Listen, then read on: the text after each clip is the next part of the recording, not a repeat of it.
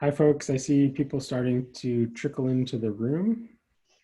We'll give it a minute for logins to happen, and then we will get started.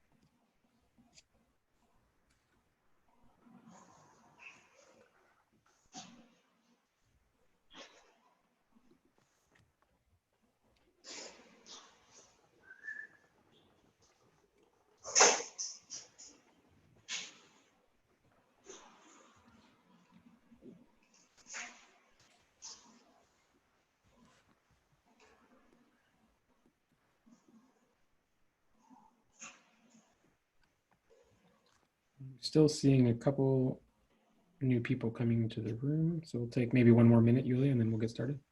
Okay.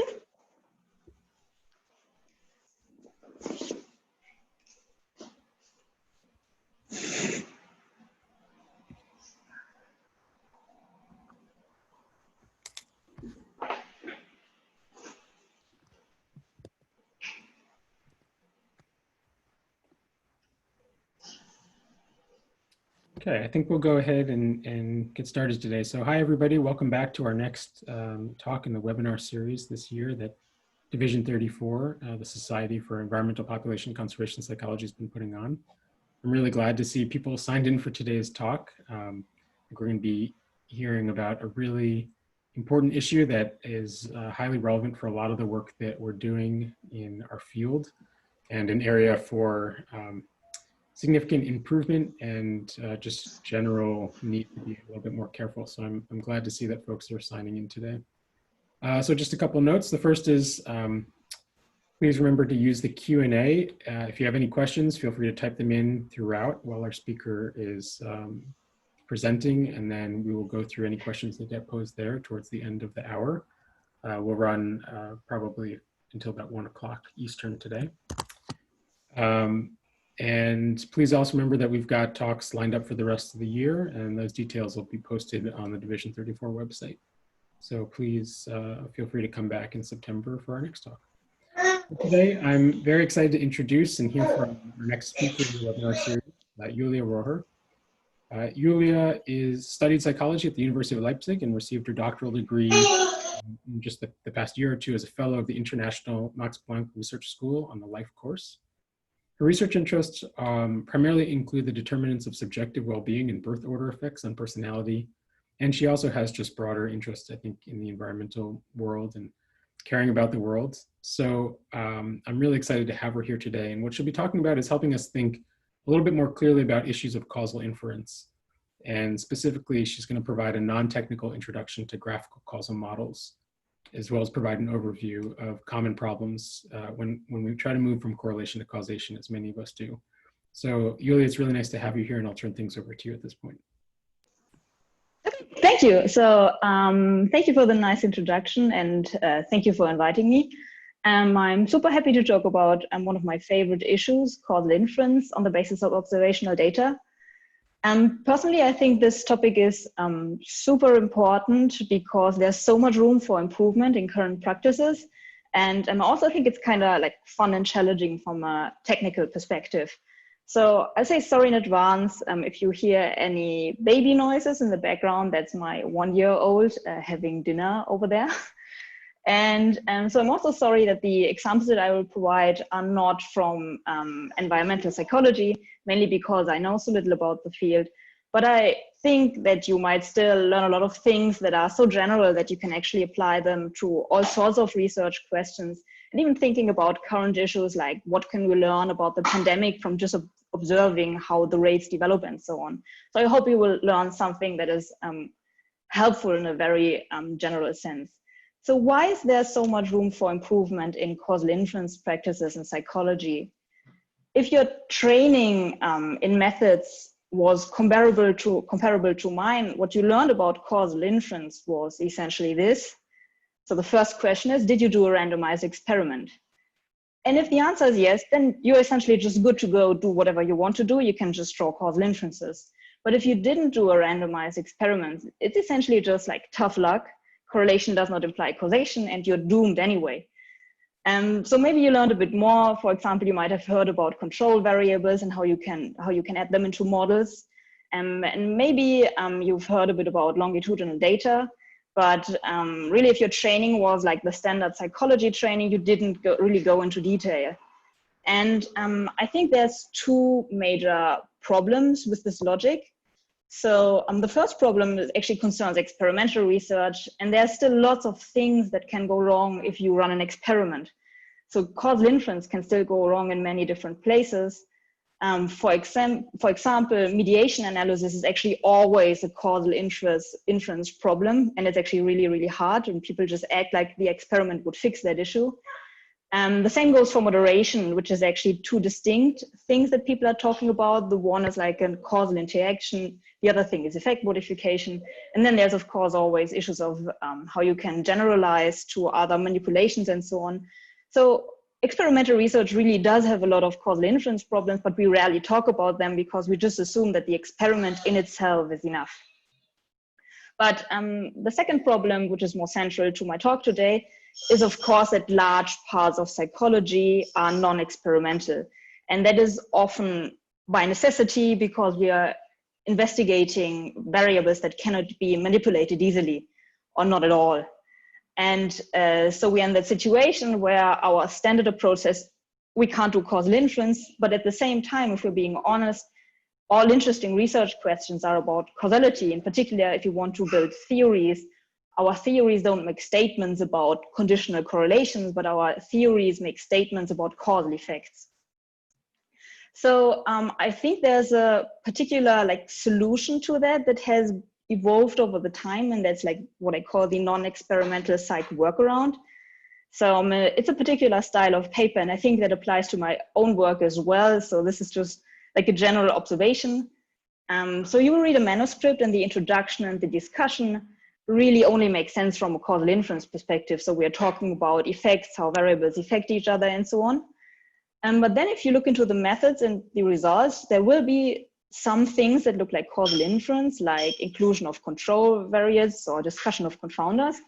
But there's never a point where it's explicitly stated we want to identify this particular causal effect.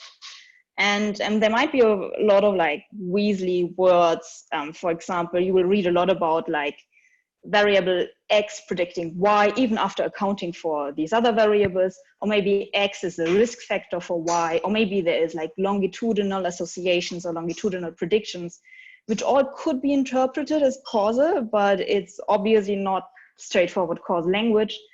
And then if you have a paper like that, you always need to add that one paragraph that says, oh, but our study was only correlational, and future experimental or longitudinal studies will fix this. And so I think this is a very common format in many fields of psychology. So what's essentially going on there is what we call a Mott and Bailey argument. So Mott and Bailey is this old castle structure, and you have the Bailey down there, and that is the really nice place where everybody wants to live, and that's the really nice statement that you want to make with your paper, that is X has a causal effect on Y. But it's really hard to defend the Bailey because it's a causal claim. So once somebody raises questions or attacks and criticizes you, you retreat to the Mott, and the Mott is, oh, no, actually we just said that X predicts Y. And of course, this was meant to be a causal claim, and we added that disclaimer to the discussion just to be on the safe side. So what you're essentially doing is you're retreating away from the causal claim that you don't dare to make. So what I think is problematic about all of this is, first of all, it makes it really hard to criticize research in a meaningful manner. Because if you try to point out maybe a causal inference issue or maybe a confounder, the authors will retreat to, oh, actually, we didn't mean to do causal inference at all. And that makes it really hard to have a productive conversation about these things. It also makes it really hard to integrate findings. So if studies try to identify causal effects, we can accumulate knowledge about these effects. But if studies are working on prediction, whether a variable predicts something else will strongly depend on the other variables in the model and so on. So it's not some general observation about the natural world, and it's really hard to integrate these findings across different studies. And last but not least, this style of manuscript or research means that researchers are kind of trying to do causal inference. So everybody is aware that you don't just take the correlation and interpret it in a causal manner. So they do some additional steps to somehow get to the causal effect, but they are not explicitly doing so. So it's all like kind of, they're pretending they are not trying to do it, but of course everybody knows, oh, of course it's meant to be causal. And what that leads to is that study design and data analysis is far from optimal, because causal inference is really hard, and it's even harder to do it properly if you're trying to pretend that you weren't interested in it. So, so that's my a bit pessimistic summary about the current state of causal inference in observational research. And I think it's actually pretty easy to improve on that standard by getting more explicit about causal inference, by trying to explicitly acknowledge, so this is what I'm interested in, and here are the steps I'm taking to identify the causal effect, and then it can always go wrong. But if you're explicit about it, people can criticize you and we can all learn. So I would like to give you some brief overview of how to think about causal inference. So it's a bit technical, so I wouldn't say it's completely non-technical, but I hope that you will get like the general principles, which are actually really handy for evaluating research. So you could summarize the steps of causal inference in the framework that I'm going to present in the following. So you always start by writing down your assumptions. And this is really essential because your assumptions will guide the causal inference process.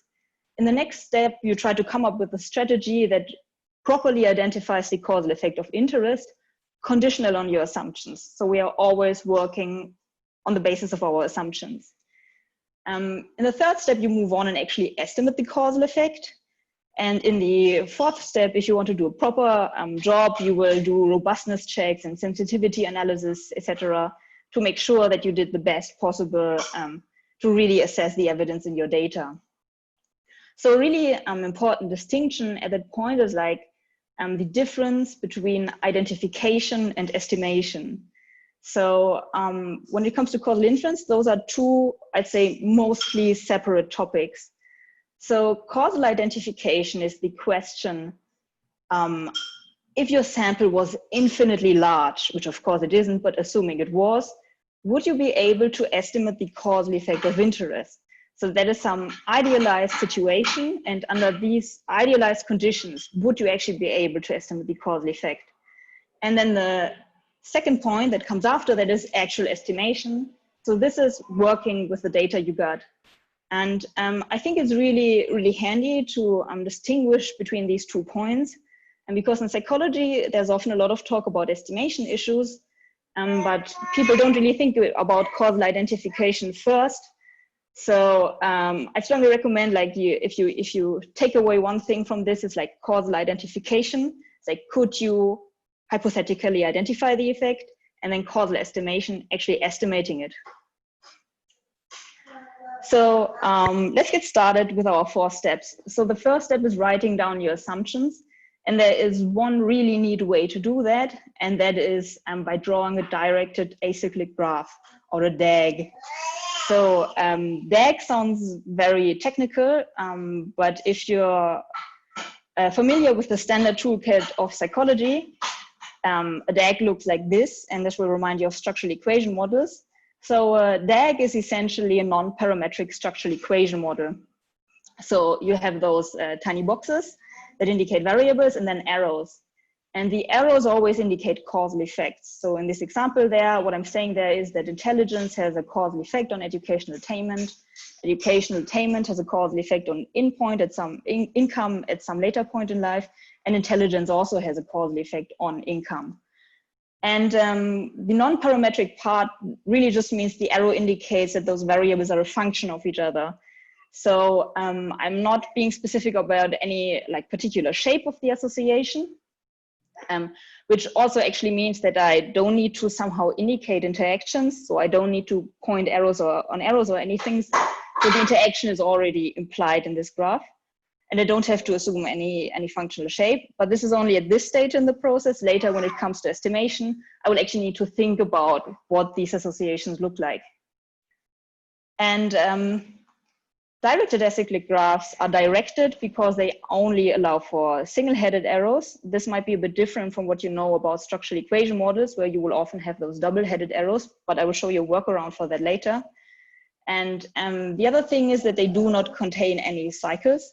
So we can't have mutual causation. I couldn't add like another arrow that points from educational attainment to intelligence.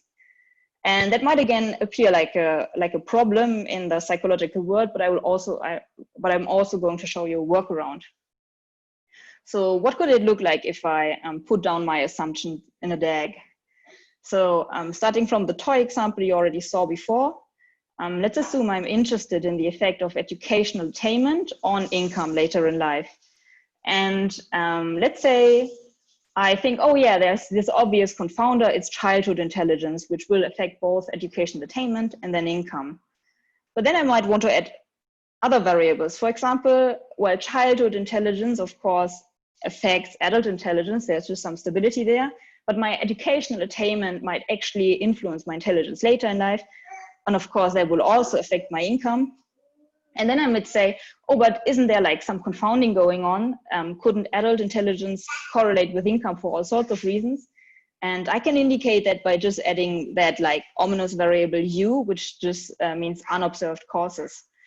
And so what you will see here is, first of all, I was actually able to implement something like a double-headed arrow just by including an unobserved joint cause. So this is what replaces the double-headed arrows.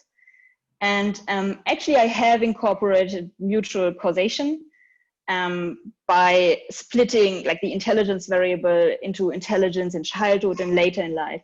So if you had longitudinal data, you would simply split the variables into different time points, and then you can actually have mutual causation and so on. So now that we have encoded these assumptions, we can move on to the second step. And that is coming up with a strategy that successfully identifies the causal effect under our assumptions. So that's the step of causal identification. First of all, you need to draw a causal DAG to do that properly. And that is essentially a DAG that includes the two variables you're interested in. And then you include all common causes of those variables. And then you go on and keep including common causes of the variables included in the DAG. You might already suspect that there's a problem with that because it will never stop. And I'm also going to address that later. But for now, just let's just ignore that issue. What we do next is we list all paths connecting the two variables of interest. And then we try to find out which paths are actually problematic, which path could lead to a non-causal association. So which paths introduce spurious correlations. So going back to our example, let's just assume it's our causal DAG, even if it might not fully represent realistic assumptions. And let's write down all paths connecting educational attainment, EA, and income, Inc. You can see there's, of course, the direct path connecting the two variables, which is the one we are very much interested in. But then there's also like confounding via intelligence. And then we can actually move from educational attainment via childhood intelligence to adult intelligence to income and so forth. So a path can be really like travel any way, and it just needs to connect the two variables even if you're moving against the direction of the arrow. So when we have those paths, we kind of need to figure out which of them are problematic and which aren't. And although they might get very long and very complicated, you can actually break them down in fundamental structures. And I think those fundamental structures will be familiar to most of you. So the first one is a chain. So X affects M, which affects Y. And such a chain transmits a causal association. So in this example, if there's X, M, and Y, it means that X has a causal effect on Y via M. So you probably all know this as mediation. And so what you can now do is if you condition on M, so the mediator variable or control for it, and that blocks the transmission of the association. So if you condition on M, the association would disappear in this example, but actually you don't want to do this under most circumstances because it's an actual causal association, so it reflects a causal effect. Then there's the other structure that is a fork, where a variable c affects both x and y. And a fork transmits a non-causal association. So if you just had those three variables with a fork, there would be no causal effect between x and y, but the two appear to be correlated because of c. Again, if we condition on the variable in the middle, on c, that blocks the transmission. And of course, that's the common thing we think about when we say confounding. So we are thinking of a causal fork where a variable affects two others. And so this is something that normally would want to block by conditioning on C. And then there's a third structure, and I think that's the least well-known one in psychology, and that's the inverted fork. So an inverted fork is a situation in which your two variables of interest affect a third variable. And so inverted forks do not transmit an association. So if you just have that situation that X and Y affect Z, there's no reason to assume that X and Y are correlated unless they are connected through other paths. But what is actually happening here is that the moment you condition or control for Z, then you actually do introduce a non-causal association. So in other words, you're controlling for a third variable and you introduce a spurious association. And so I think that's more complicated than the other structures we've seen. And it's kind of like not very intuitive, but it's the thing that people think about when they say, oh, this is like a garbage can regression, like you just threw in a lot of variables. But actually that can be problematic because some of them are going to introduce spurious associations. So this one is also called collider bias. And I got an example for you to give you some intuition what's going on there. So I'm a personality psychologist. So let's take an example from personality psychology. Consider the variables conscientiousness, IQ, and whether people go to college or not. So let's assume you sampled college students and found a negative correlation between IQ and conscientiousness. And you might find like a robust negative correlation, and you might even think, oh, well, but my sample is like restricted in range, so the true correlation that needs to be even bigger, right? But if you would actually sample from the whole population, you might find something like this. So actually there's zero association between conscientiousness and IQ in the full population. But in your selected subsample of college students, you do find a negative association. And so what is happening here is that, of course, conscientiousness and IQ increase chances that people end up in college. And that means college is a collider, and only looking at college students means that you are conditioning on the collider variable college. And one way to think about this intuitively, which works rather well in this binary case, is so in your population, you will have like people high on conscientiousness, people high on IQ, people low on conscientiousness, low on IQ, and all possible combinations. So you have essentially, if you split it, you have 4 different groups. And there's 3 groups that you can find in college. And this is, of course, all simplified. So we're talking about continuous variables here. So you will have, of course, the smart, hardworking people might be more likely to end up in college. But there will also be a few people who just make it through very hard work, even though their IQ wouldn't quite predict it. And vice versa, you might have people who are just very smart, but kind of lazy, and they might still make it into college. But one group is missing, and that is the group low on conscientiousness and low on IQ. So you're just looking at those 3 groups, and that gives you the wrong impression that there was a negative association. And I don't know whether that made any sense to you. If you have questions on that, please drop them in the Q&A and I can talk more about this. So, but what is important here to take away is that if you have a situation that 2 variables jointly affect another one, if you control for that variable in the middle, you will introduce a spurious association between the 2 causes. So if you now go back to the paths that we have listed before, with those rules that we just learned in mind, we can actually just go through all the paths and determine what they are doing and whether they introduce a spurious association or not. And at this point in the process, we actually don't even need to think about the substantive meaning of our variables anymore, because we've encoded all we know in our assumptions, and now it's really kind of like an algorithm. So there's actually like an algorithm and a proof that the algorithm identifies the effect under the assumptions.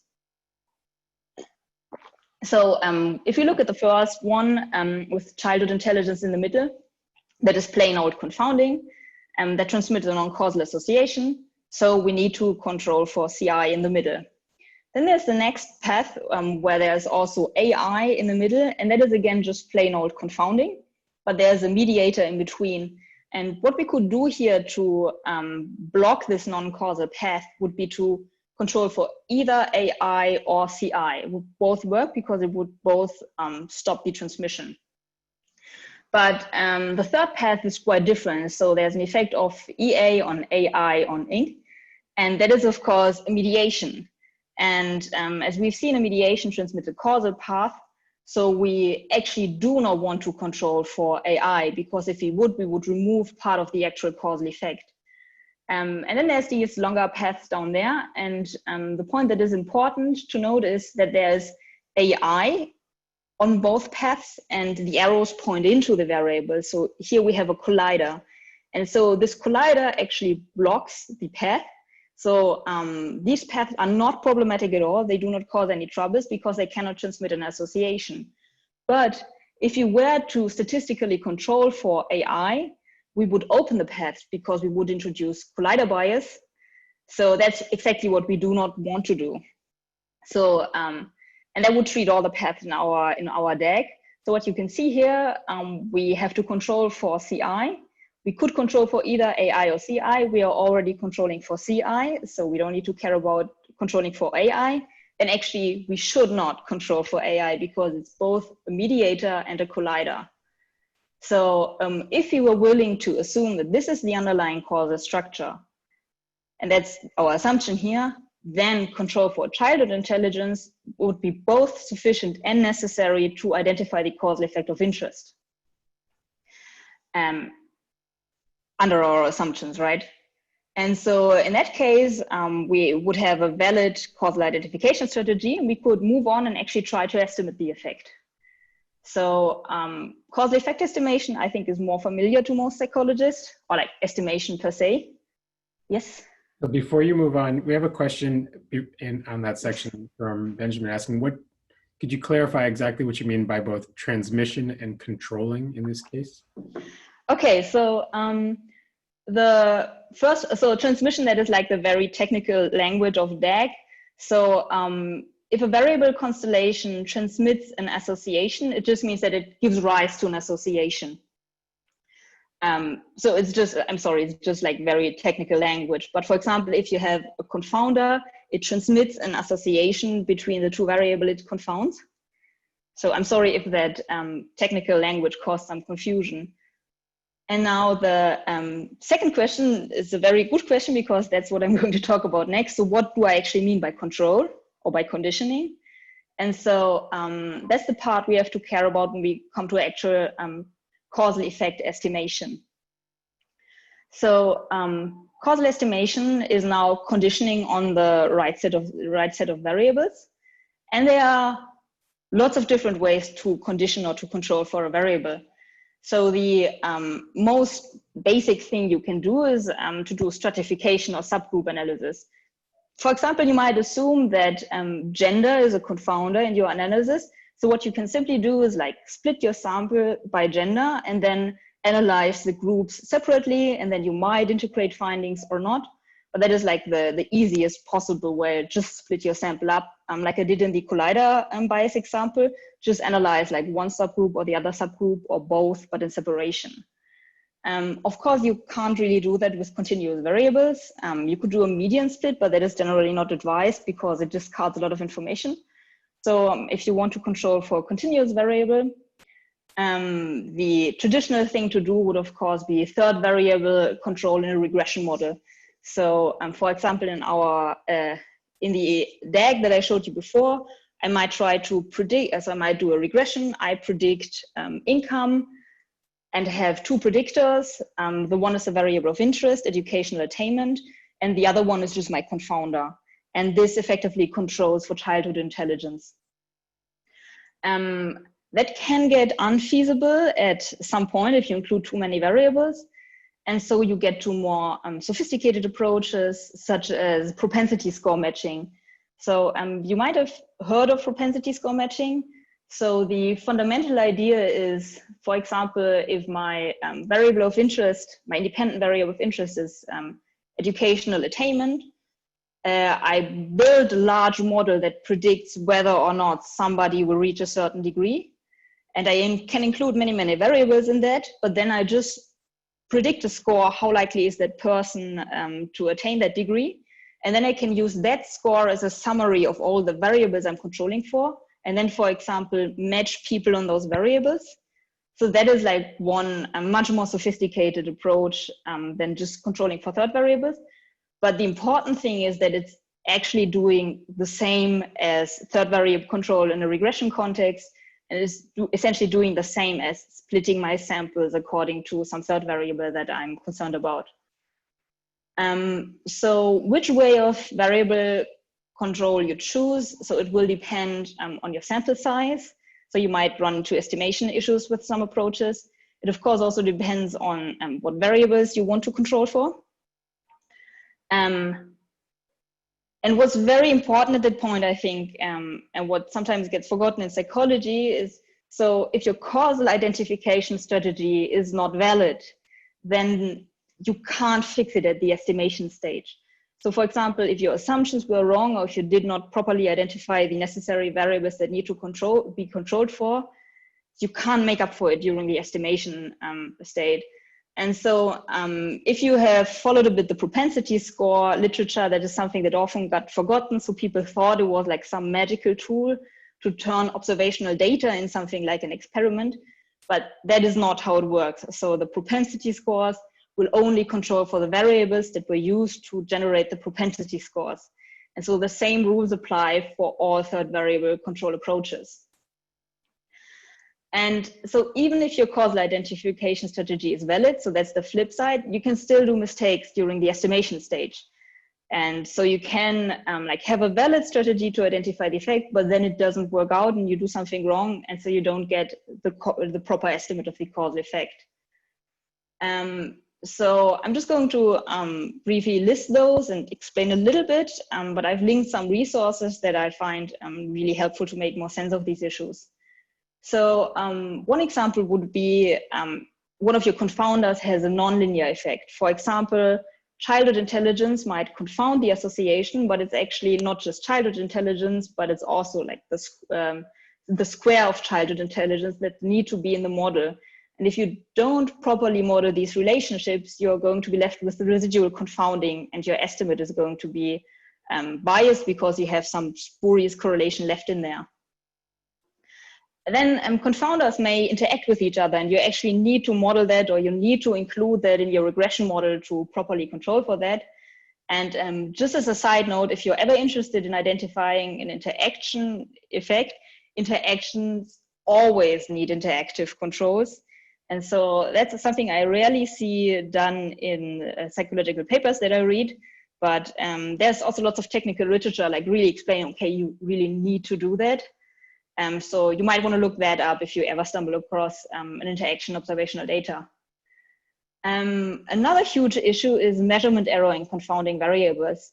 And actually the intuition for that is fairly simple. For example, if I measure childhood intelligence with a really crappy test that has a very low reliability, controlling for that crappy test, of course, won't remove the confounding that I'm concerned about. And so Jake Westphal and Talia Coney have a super nice paper on that. Statistically controlling for confounding constructs is harder than you think. And it's a really great paper. I would really recommend that you check it out, because it really shows that there is like a systematic problem in the whole literature that's trying to establish incremental validity, because normally they do not explicitly model the measurement error. And then it gets really, really easy to find like false positive incremental validity. So And essentially what this all just means is you need to properly model the association between the confounders and your variables. Otherwise, your statistical control is going to be insufficient. So to briefly recap, so to move from correlation to causation, you need to correctly specify the causal structure of the variables that you're interested in. So you need to have the right assumptions and you need to draw that DAG. And then you can identify all non-causal paths. And then you have to close the non-causal paths. So in other words, get rid of all these spurious correlations by proper conditioning, by proper controlling for the confounding variables. And so I would hope at this point you say something like, well, isn't this like completely unrealistic? So of course, if I keep including variables, I mean, there's always going to be more confounders. And then like, I can't possibly have the sample size necessary to really control for all of this. And this is going to be a huge mess and this is simply impossible. And let's just stop doing this and do experiments instead. And so I don't think that sentiment is like per se wrong. So yes, causal inference on the basis of observational data is like extremely hard.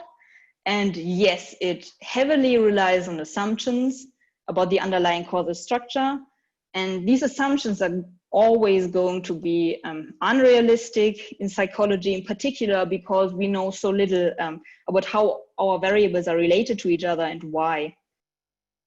I should also add a side note. So I don't think switching to experimental research really fixes that issue, because of course experimental research is also very hard, but it also heavily relies on assumptions in most cases, because you're always going to make assumptions how the experimental manipulation relate to the variable you're actually interested in and how the outcome relates to the outcome that you're actually interested in.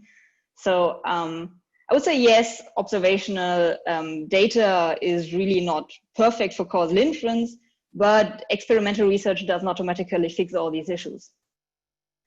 And I personally think we can still try our best to learn from observational data and just do our best possible job to learn from the evidence that we can get.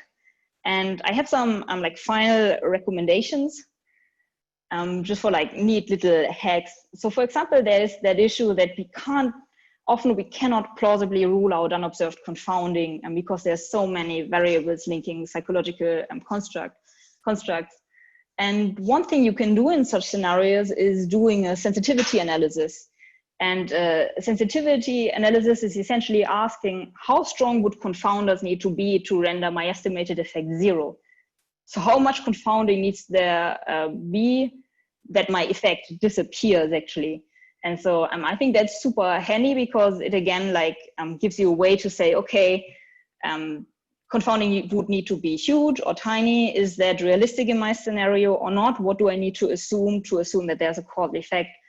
So that's really handy to make like conditional inferences. Another thing you can of course always do is like if you're unsure about what the DAG looks like, maybe a variable could be either a confounder or a mediator.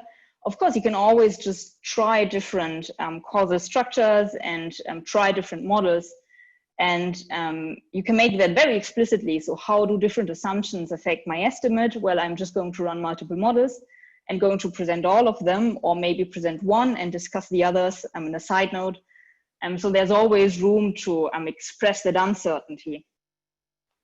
Then one thing some of you have probably already wondered about, but what about longitudinal data? So I'm a bit hesitant to mention longitudinal data earlier because I've noticed that there's a misunderstanding in psychology that longitudinal data automatically fixes your causal inference issue. So you just collect many, many data points and then you do a variation of a cross-legged panel model and then suddenly you get a causal effect estimate.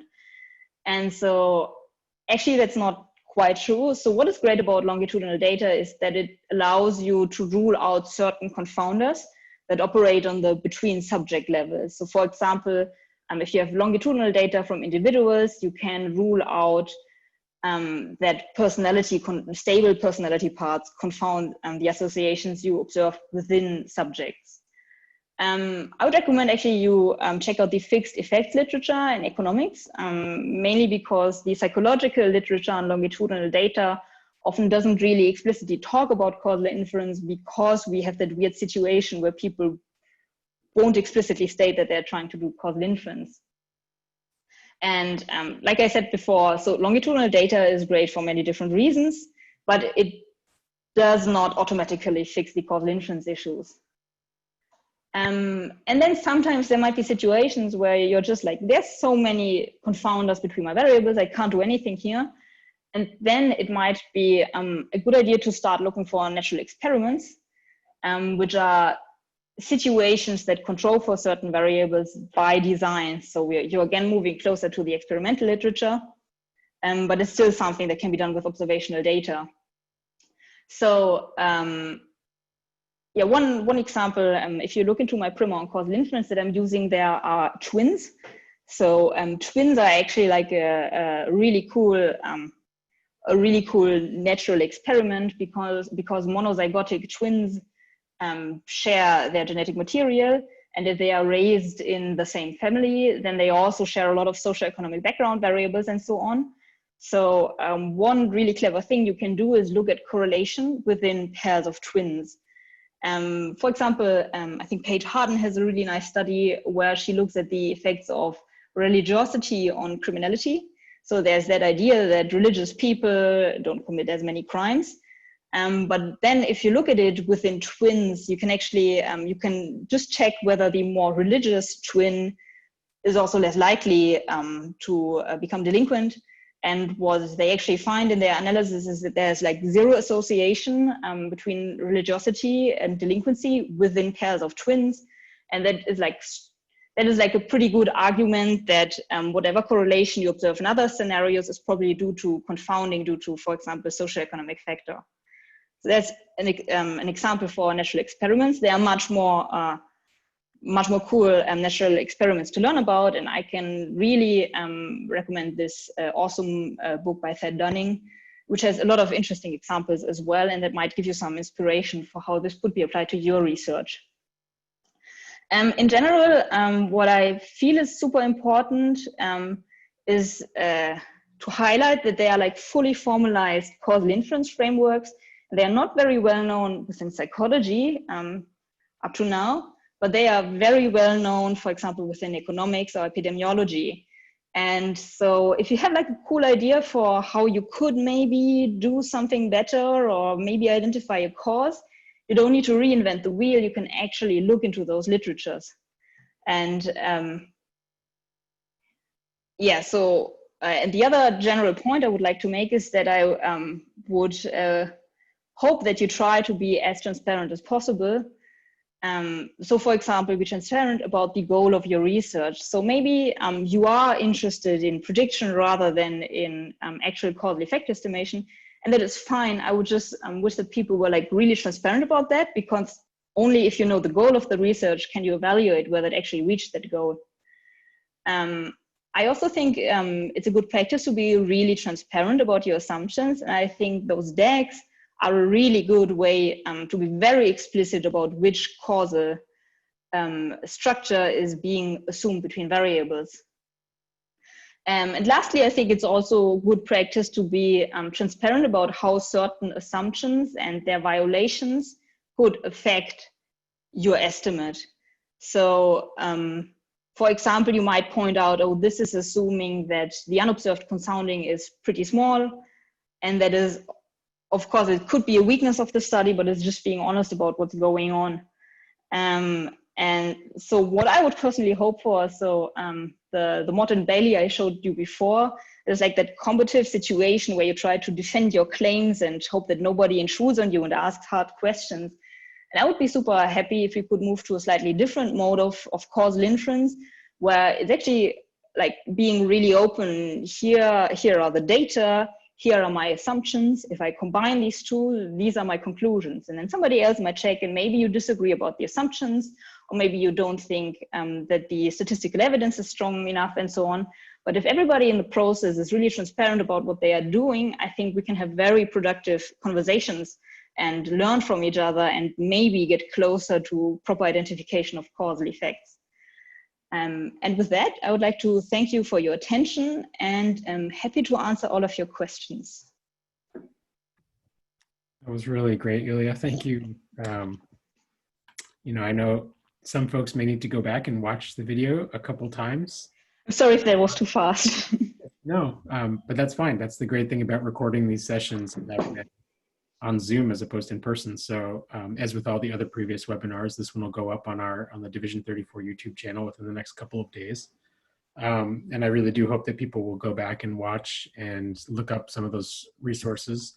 I don't see any questions posed at the moment, but I just, you mentioned that there are all these fully formalized frameworks that are out there that are widely used in econ and epidemiology and some other fields. I wonder if you can do a little bit of name dropping, either of the frameworks themselves or particular people you think are really good for kind of at the intro level, intermediate level, and more advanced level that people in our community might want to start reading in order to do better work.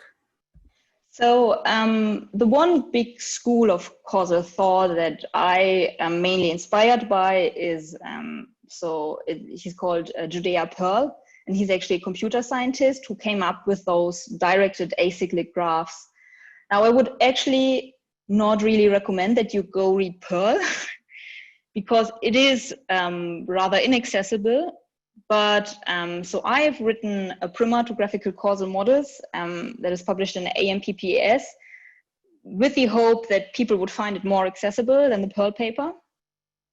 So that is the one thing I can recommend, and also because that paper has all the references of like introductions that I would generally recommend. Another school of thought that can actually be combined with DAGs, so there's no contradiction there, is the so-called potential outcomes framework. So this is something you will frequently see in epidemiology. And so wait a second, I will quickly stop sharing my screen. I'm sorry for that, but I need to quickly give you the right reference. So there's one. Put things into the chat box, then people will be able to. You can just throw names and stuff into the chat box. And oh, okay, yeah. So there's one great book. I'm going to drop the title in a second so you can find it.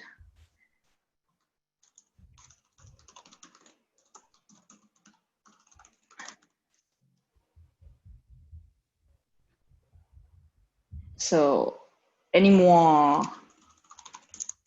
questions? Was it all too much too technical? No, we have a comment from Ed Snodgrass just saying that he really enjoyed this and lots to think about. And I think that's what we need a little bit more of in our field, is to really be more thoughtful about our approaches to, before we even get to the data collection stage, is to really think through what are the questions that we're interested in asking as a field and as individual researchers, and to make sure that we're asking those questions as well as we possibly can, given all the limitations that Julia and others have highlighted. It's not easy to do good work, but it is critical that we do it. And I think it's easier to get started and to move in the right direction than a lot of folks think at first. It does mean overcoming it for a lot of people in our field. It means overcoming some bad habits. But luckily, a lot of us come from a social psychology background. We know a lot about how to break bad habits. And I think we can apply some of that to ourselves in an effort to really try to improve our science. And I do, I personally, and I wonder if Julia thinks this as well. I mean, I think if we want to have an impact, we are an applied, impact-oriented field.